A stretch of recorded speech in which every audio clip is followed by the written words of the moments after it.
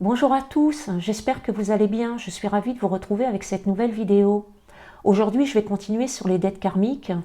Dans les deux dernières vidéos, je vous ai expliqué la dette karmique 13 et la 14 et aujourd'hui, je vais faire la 16.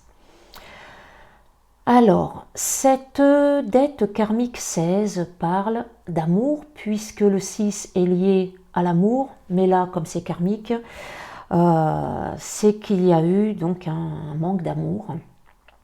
Il y a eu une attitude déloyale et un manque de sagesse avec le 7. Et l'attitude déloyale, ça concerne les deux énergies, la 6 et la 7, puisque dans leurs aspects négatifs, ces deux énergies-là sont infidèles. Donc le 6 est le nombre de l'amour, de la famille et des responsabilités. Mais ça ne s'arrête pas là. Le 6, cette énergie 6 est bien plus vaste que ça. Tout comme le 2 et le 9, le 6 a une dimension altruiste. Le 6 symbolise l'amour inconditionnel, la bienveillance, l'empathie, le service aux autres, l'aide aux autres, le dévouement, etc. Et c'est justement ce qui a fait défaut à un moment donné dans une de vos vies passées. Donc pour les personnes qui ont cette dette karmique, ça indique que il y a eu une liaison extra-conjugale qui a pu vous conduire à un manquement à vos obligations familiales et ça a même pu aller plus loin, hein. Vous avez pu faire un abandon de famille. Vous avez donc causé de la souffrance au partenaire avec cette infidélité. Vous avez également créé un climat d'insécurité chez le partenaire et chez l'enfant.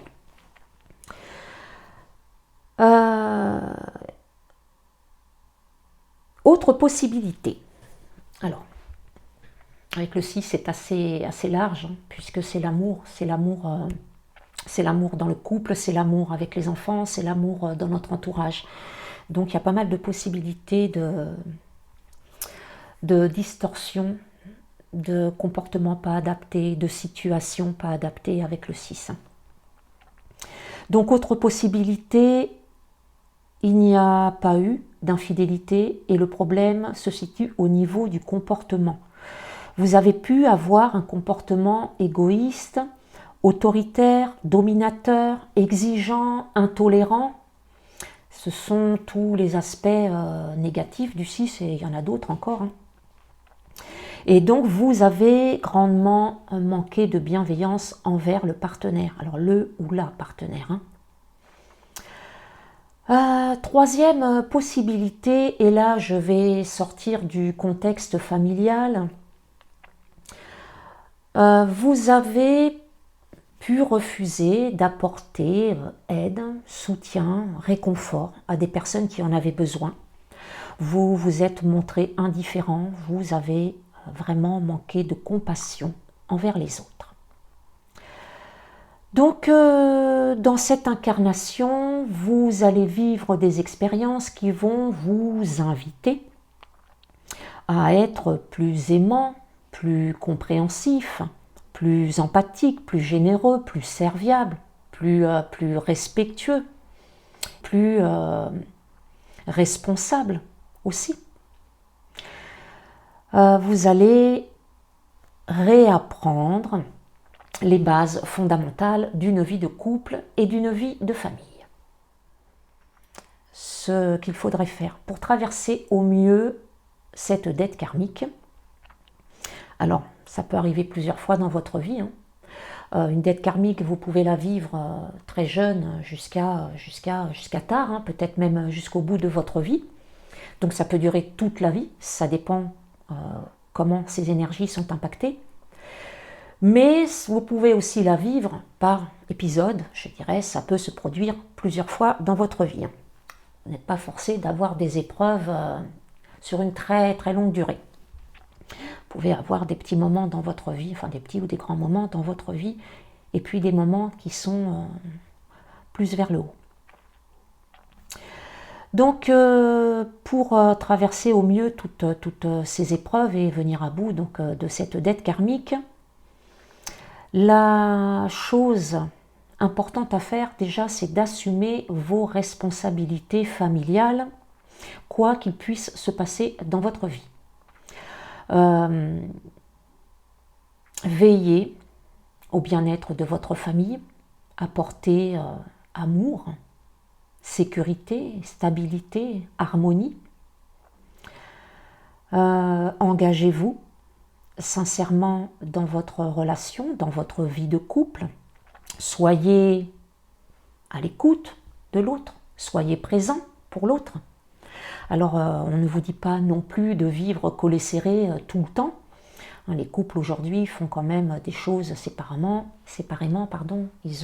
chacun a ses propres amis.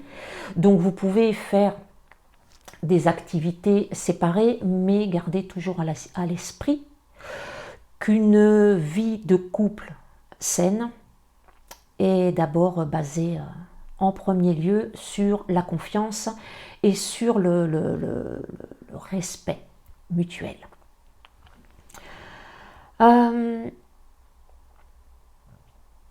De manière plus générale, prenez soin de votre entourage. N'hésitez pas à apporter votre aide si vous voyez que c'est nécessaire. Soyez dans la bienveillance, l'empathie, soyez dans la compassion. Aussi, évitez les conflits. Soyez plutôt celui ou celle qui apaise les situations, qui concilie les gens. Une des qualités du 6, c'est la conciliation. Dans ses aspects pas négatifs, dans ses aspects positifs plutôt, le 6 est en recherche de paix, d'équilibre et d'harmonie. Donc soyez la paix et soyez l'amour autant que vous pouvez. Alors là, j'ai bien parlé du 6, mais je ne peux pas parler de cette dette karmique sans parler du 7, puisque le domaine concerné, c'est le 7. Donc le 7 est le nombre de la vie intérieure, de la compréhension, du sens de la vie, du discernement, de la raison, de la sagesse. Le 7 est le nombre de la spiritualité. Et avec cette dette karmique, ça veut dire que les valeurs fondamentales de la vie ont été ignorées. Donc, qu'est-ce qu'il risque de se passer dans votre vie avec cette dette karmique? Je vais vous donner plusieurs exemples. Ça ne veut pas dire que vous allez vivre toutes ces situations, n'est-ce pas?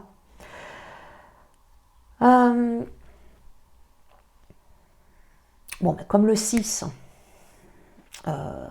symbolise la famille, vous aurez des enfants et vous allez vivre donc des complications avec cette vie de famille. Vous pourriez vivre un abandon de famille, vous pourriez vivre un divorce et vous allez vous retrouver seul face à ces responsabilités. Vous allez devoir gérer toute l'organisation familiale, vous serez face aux besoins des enfants et tout ce que ça implique. Vous n'aurez pas beaucoup de temps pour vous, voire même pas du tout. Vous allez devoir être sur tous les fronts. Il n'est pas impossible que vous viviez des problèmes matériels et financiers puisque vous avez mis le partenaire dans une situation financière fragile dans vos vies passées. Donc vous pourriez vivre la même chose. vous pourriez vivre également avec une personne qui aura été chouchoutée par maman et qui ne saura pas trop quoi faire de ses 10 doigts. C'est vous qui allez récupérer le bébé. Vous devez traiter cette personne avec bienveillance, être compréhensif, ne pas être dans le jugement, ne pas être irrespectueux. Le 6, dans ses aspects négatifs, est intolérant et a du mal à accepter les gens tels qu'ils sont. Et là, votre défi, c'est de mettre toujours l'amour au premier plan. Donc vous allez vivre avec une personne qui ne fera pas grand-chose à la maison et qui aura la fâcheuse tendance à s'appuyer constamment sur vous.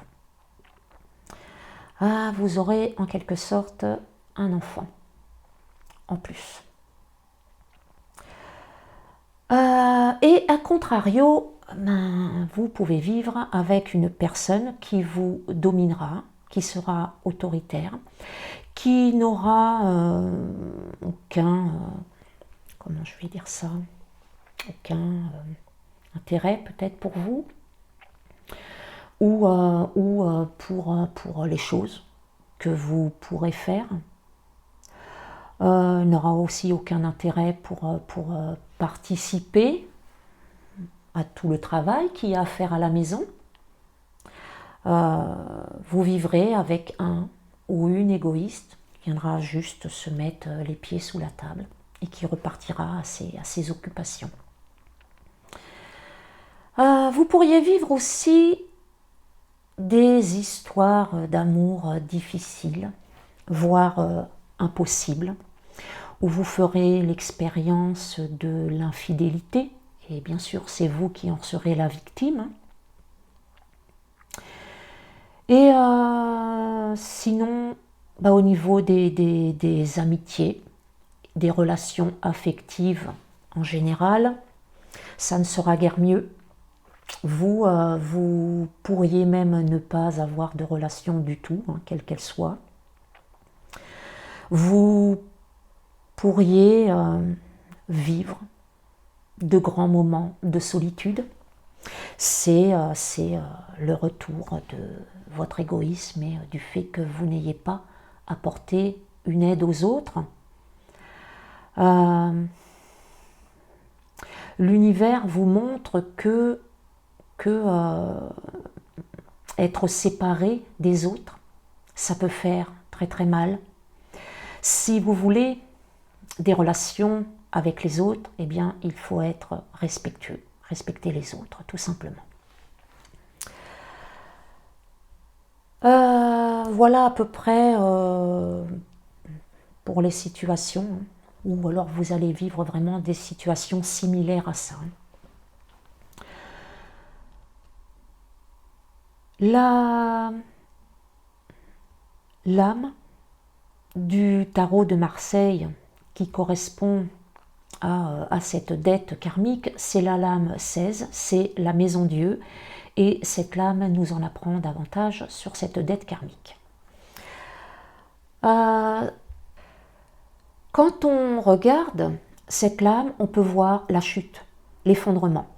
Cette lame rappelle la lame 13, dont j'ai déjà parlé dans la première vidéo sur les dettes karmiques, et cette lame 13, c'est l'arcane sans nom, la mort. Alors c'est une mort symbolique qui représente le changement. On repart, on rase tout, et on repart sur des bases saines. Eh bien, cette lame 16, c'est à peu près la même chose. Elle symbolise le changement, la transformation.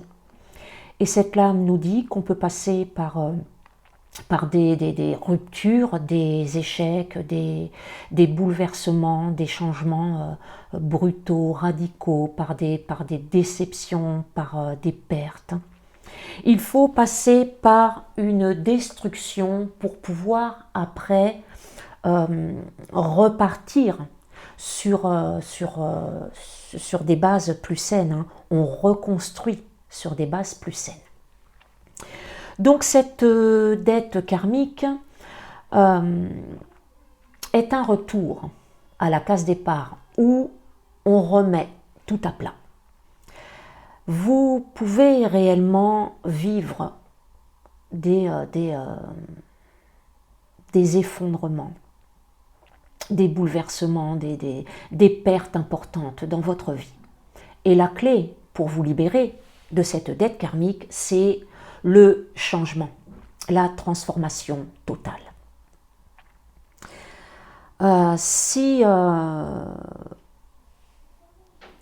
vous passez ces épreuves avec succès, c'est-à-dire que si vous arrivez à retrouver l'amour pour les autres, le respect pour les autres, la tolérance et toutes ces belles valeurs spirituelles, vous pouvez par la suite vivre une vie beaucoup plus épanouissante avec des amours, des amitiés, des relations sincères et profondes.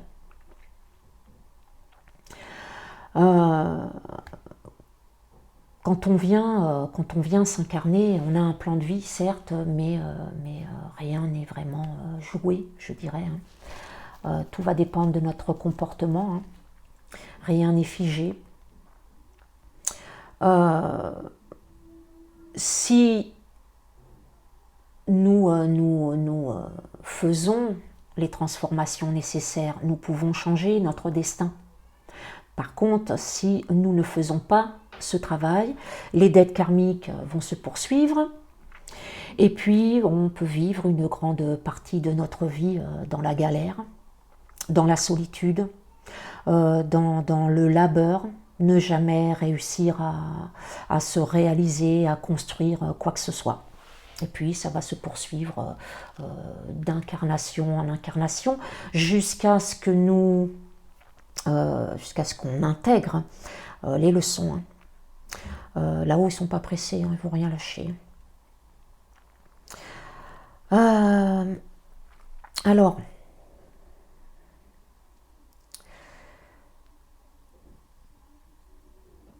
il y a des degrés de difficulté. Hein. Vous pouvez être nombreux à avoir la même dette karmique. Alors je ne parle pas forcément de la 16, hein, je parle des dettes karmiques en général.